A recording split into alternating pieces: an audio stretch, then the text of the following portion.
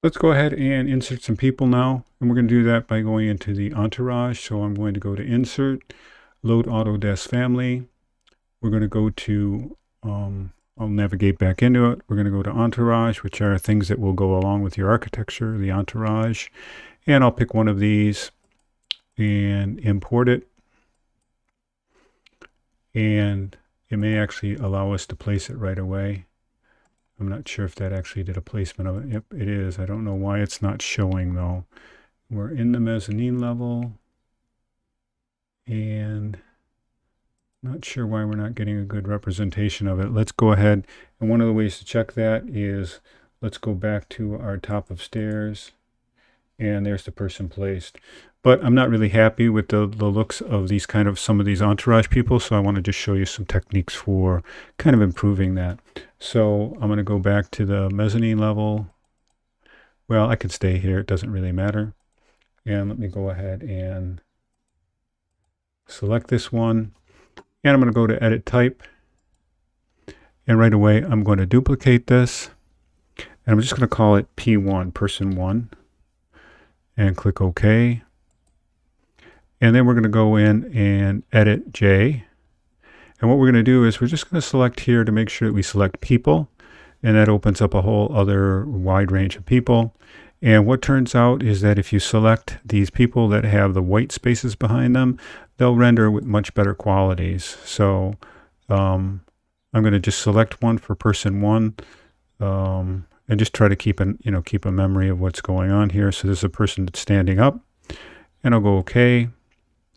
And I will apply that and go OK. And now we have Person 1. If I click off of this, and actually if I select them and I hit the space bar, I can rotate them around.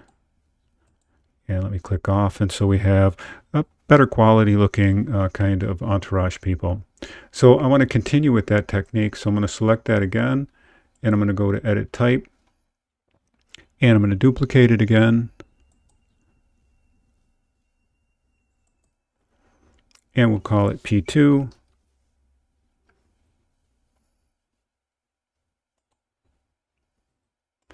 And I'll go into this one, and let's select this guy in a suit. Click OK and apply and OK.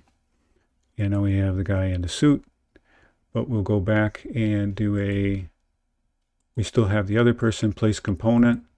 So we have Person 1 still, and I go ahead and place Person 1 over here. And once again, let's not have them walking to the bathroom, so I'll just flip them around.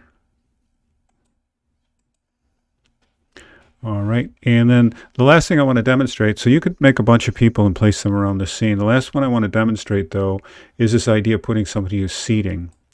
So I'm going to come out here, and I'm going to go to Component, place a component. I'm just going to stick a person out here right away.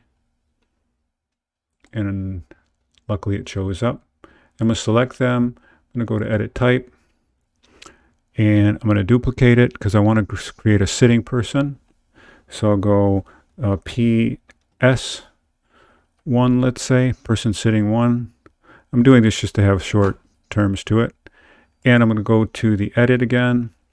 And I'm going to look for somebody that's sitting and select them.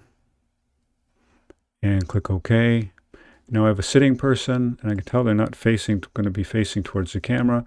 So I'm going to put them so they're facing that way, and I'm going to try and put them over here by the chair. And let's go ahead and kind of take a look at what they might look like then. So that is the, forgot what I called it, the outdoor break area. So I'll double click on that. I have it already highlighted, so we can go right to it. And there we have somebody sitting down on the outside. So that worked pretty easy and seamlessly. So I'm not going to go through in the video, but I'm going to place another person inside of the office, and maybe somebody, another person over here, just to kind of fill the scene a little bit with people. And I want you to take a few minutes and do the same.